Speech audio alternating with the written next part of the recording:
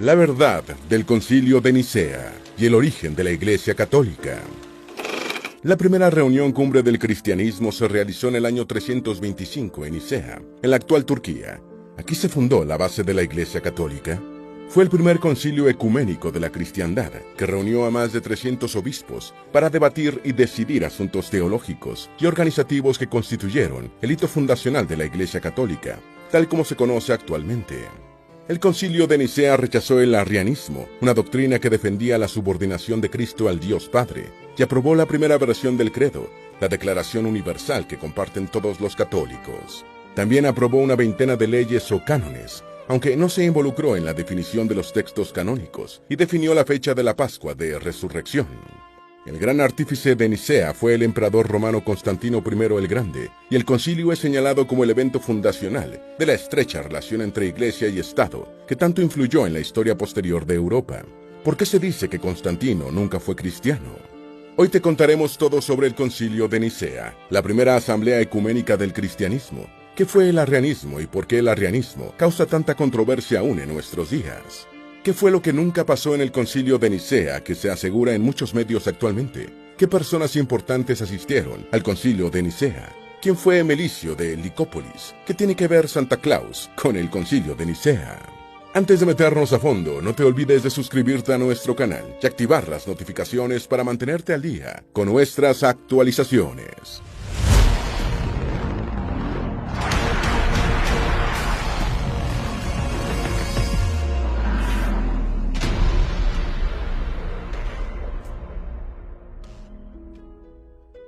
Según Teodoreto de Ciro, asistieron obispos a los que les habían arrancado ojos y mutilado las manos.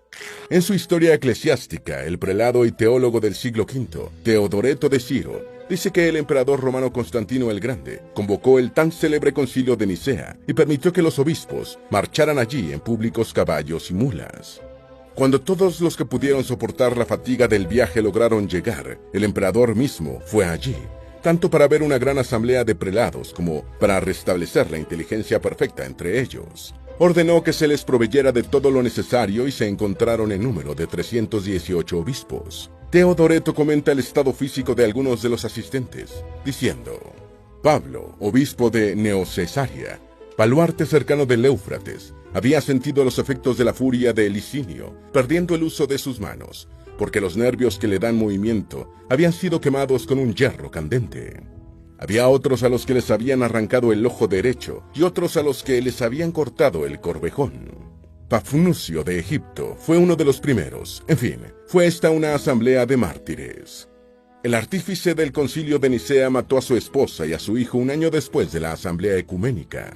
Si bien el Concilio de Nicea parece que fue presidido por el obispo Ocio de Córdoba, el gran artífice de la primera reunión ecuménica del cristianismo fue el emperador romano Constantino el Grande. La primera mujer de Constantino fue Minervina, no existiendo certeza sobre si se trató de una esposa. En el año 305, la pareja tuvo a Crispo, primer hijo varón del hombre, que al año siguiente se convirtió en emperador de Occidente. En los 2 años siguientes, Constantino I se separó de Minervina, o ésta murió, pues en el 307 se celebró el matrimonio del emperador con Flavia Máxima Fausta, perteneciente a la familia imperial como hija de Maximiano. Así, Fausta se convirtió en la madrastra y presunta amante de Crispo, el hijo de Constantino. Enterado de la supuesta deslealtad de su esposa y su hijo, el emperador los hizo matar a ambos en el año 326. Santa Claus golpeó a alguien en el concilio. Para una audiencia moderna, seguramente el nombre más llamativo entre los asistentes al Concilio de Nicea es el del obispo Nicolás de Bari, después más conocido como San Nicolás, Santa Claus o Papá Noel. Una leyenda señala que mientras el sacerdote Arrio exponía su punto de vista sobre la Santísima Trinidad, negando la naturaleza divina de Jesucristo, Nicolás de Bari se enfureció tanto con las afirmaciones que consideraba heréticas, que se levantó de su asiento, atravesó la sala y derribó de un puñetazo en la cara al expositor. Constantino estaba presente y Nicolás de Bari fue despojado de su cargo episcopal y encarcelado, ya que era ilegal golpear a alguien delante del emperador. La leyenda cuenta que esa noche Jesús y María la Virgen se le aparecieron a Nicolás en la celda y le devolvieron su hábito de obispo. Enterado del milagro, Constantino lo restituyó en su dignidad de obispo. Imperio Romano y el cristianismo. Para entender plenamente la importancia del Concilio de Nicea, es fundamental examinar en primer lugar el contexto histórico en el que tuvo lugar. El siglo IV de la Era Común marcó el inicio de una era de transformación para el Imperio Romano, cuando el cristianismo comenzó a alcanzar influencia y prominencia. Antes de este periodo, los seguidores de Cristo enfrentaban persecuciones esporádicas y a menudo eran vistos con sospecha y hostilidad debido a su negativa a participar en las prácticas religiosas tradicionales del paganismo romano. El punto de inflexión se produjo en el año 313, cuando el emperador Constantino el Grande, junto con su coemperador Licinio, emitieron el Edicto de Milán, garantizando la práctica legal de todas las religiones en el imperio, incluido el cristianismo. Como resultado, la fe cristiana experimentó un gran crecimiento y sus fieles obtuvieron una nueva libertad para practicar su culto y organizar abiertamente su religión. Antes de Nicea. Cuando Constantino llegó al trono de Occidente en el año 306, el arrianismo ya había tomado cuerpo en el Imperio Romano. En el año 303 se legalizó el cristianismo en el imperio, junto con su colega de Oriente, Licinio, a través del Edicto de Milán. En el año 324, 8 meses antes del Concilio de Nicea, Constantino derrotó a Licinio y reunificó el imperio bajo un solo emperador. En el año 324, el emperador, alarmado por las divisiones que estaba produciendo el arrianismo en el cristianismo, escribió al presbítero Arrio y al patriarca Alejandro lo siguiente: mientras sigan discutiendo sobre estas pequeñas y muy insignificantes cuestiones, creo que no solo es impropio, sino positivamente malo, que una porción tan grande del pueblo de Dios, que pertenece a su jurisdicción, esté dividida de esta manera. ¿Qué fue el Concilio de Nicea? El primer Concilio de Nicea fue una reunión de obispos cristianos realizada en la ciudad de Bitinia de Nicea, entre mayo y julio del año 325. Este concilio ecuménico fue el primero de muchos esfuerzos para lograr consensos en cuestiones atinentes a la fe, a través de una asamblea representativa de toda la cristiandad. Su principal patrocinador fue el emperador Constantino el Grande, y se cree que las deliberaciones fueron dirigidas por el obispo Ocio de Córdoba. Entre sus resoluciones capitales para la cristiandad estuvieron el establecimiento de la naturaleza divina de Dios Hijo y su relación con Dios Padre, y la adopción del credo de Nicea como declaración de fe para toda la comunidad cristiana. Entrada de Constantino al Concilio de Nicea. Warren Carroll, autor de La construcción de la cristiandad, narra la entrada del emperador a la asamblea así: resplandeciente en púrpura y oro, Constantino hizo una entrada ceremonial en la apertura del concilio, probablemente a principios de junio, pero respetuosamente sentó a los obispos delante de él. Eusebio de Cesarea, presente en Nicea, escribió que el emperador avanzó en medio de la asamblea como un mensajero celestial de Dios, vestido con ropas que brillaban como si fueran rayos de luz, reflejando el resplandor resplandeciente de una túnica púrpura, y adornado con el brillante esplendor del oro y de las piedras preciosas. El Concilio de Nicea y el origen de la Iglesia Católica. Aparte de la aprobación del credo por abrumadora mayoría, el Concilio de Nicea acordó cuándo celebrar la Pascua de Resurrección, la fecha más importante del calendario eclesiástico.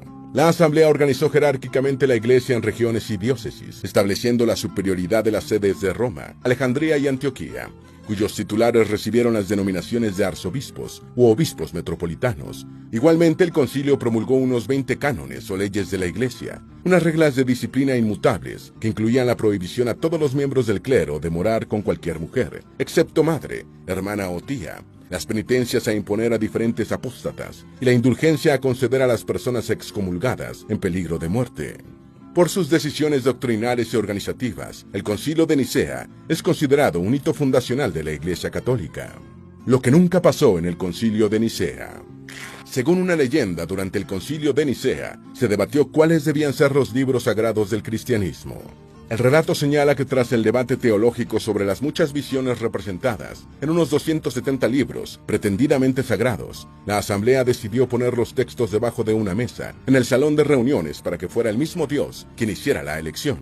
La sala se cerró con llave y los participantes rezaron toda la noche pidiéndole a Dios que pusiera encima de la mesa los textos que mejor lo representaran. De acuerdo con la leyenda, al regresar en la mañana siguiente, sobre la mesa se encontraban los evangelios de Mateo, Marcos, Lucas y Juan. Sin embargo, el catolicismo rechaza esta historia, indicando que la canonización fue fruto de un debate posterior al Concilio de Nicea, que duró varios siglos. ¿Estuvo Voltaire detrás de esa leyenda? No existe constancia de ningún debate sobre el canon bíblico en el Concilio de Nicea. La fuente principal de la idea de que el canon fue creado en Nicea parece ser Voltaire, quien popularizó burlonamente una historia de que los textos canónicos se determinaban haciendo torres de libros en un altar durante el concilio, seleccionando los que no se caían. ¿Quién asistió a este concilio?